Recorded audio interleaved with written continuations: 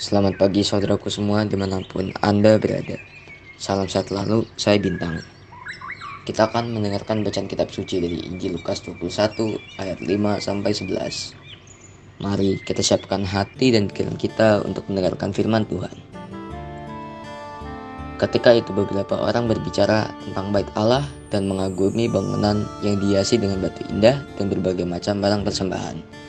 Tetapi Yesus berkata kepada mereka, "Akan tiba harinya, segala yang kalian lihat di situ diruntuhkan dan tidak akan ada satu batu pun dibiarkan terletak di atas batu yang lain." Lalu murid-murid bertanya, "Guru, bila manakah hal itu akan terjadi? Dan apakah tandanya kalau itu akan terjadi?" Jawab Yesus, "Waspadalah, jangan sampai kalian disesatkan. Sebab banyak orang akan datang dengan memakai namaku dan berkata, 'Akulah dia,' dan saatnya sudah dekat. Janganlah kalian mengikuti mereka. Dan bila kalian mendengar kabar tentang perang dan pemberontakan, janganlah kalian terkejut. Sebab semuanya itu harus terjadi dahulu. Tetapi itu tidak berarti kesudahannya akan datang segera." Kemudian Yesus berkata kepada mereka, "Bangsa akan bangkit melawan bangsa dan kerajaan melawan kerajaan. Akan terjadi gempa bumi yang dahsyat, dan di berbagai tempat akan ada penyakit sampar dan kelaparan. Dan akan terjadi juga hal-hal mengejutkan dan tanda-tanda yang dahsyat dari langit." Demikianlah sabda Tuhan, dan pujilah Kristus. Selamat pagi para sahabatku, sahabat suara hati, rekan muda, para setelah Ramadan dan pendengar dimanapun Anda berada. Bacaan Injil hari ini kita dengarkan di mana Yesus mengatakan tentang kehancuran bait Allah dan kota Yerusalem, memberi pengertian kepada kita bahwa tidak ada yang abadi di dunia ini. Meski semegah apapun suatu bangunan berdiri, atau semelimpah apapun harta yang dimiliki seseorang di dunia ini, semuanya akan hancur. Tidak terkecuali dengan tubuh kita sendiri yang pada hari ini masih bisa berdiri tegak, namun suatu saat akan terbaring kaku dan membusuk di tanah.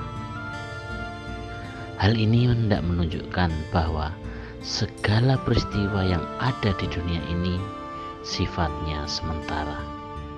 Akan tiba saatnya semuanya akan binasa dan hancur. Para sahabatku, sahabat suara hati, rekan muda dan para pendengar dimanapun Anda berada, hari ini Gereja Katolik memperingati Santa Cecilia. Santa Cecilia adalah pelindung musik gereja. Santa Cecilia adalah seorang gadis yang berusaha mempertahankan kemurnian dan imannya hanya bagi Allah. Baginya hanya kehendak Allah yang harus diikuti. Sikap berani menentang segala bentuk penyesatan di mana ada yang selalu berusaha untuk memisahkan kita dari Allah, itu akan selalu dan terus terjadi. Dan hal ini berkaitan dengan sabda Tuhan hari ini. Saudaraku seiman dalam Kristus, dalam kehidupan ini akan ada banyak orang yang akan menyesatkan kita dengan bujuk rayu yang seolah baik, namun membawa kita kepada kebinasaan. Orang-orang seperti ini tidak suka melihat kita berada dalam keselamatan, sehingga mereka berusaha agar kita menyangkal iman kita. Dan waspadalah, selalu akan ada segala rencana busuk dan buruk dengan mereka. Ingat saudaraku, jangan pernah berniat mengejar pujian bagi diri sendiri. Sekarang perkuatkan kita kepada Allah, iman kita, iman hidup punya daya di dalamnya.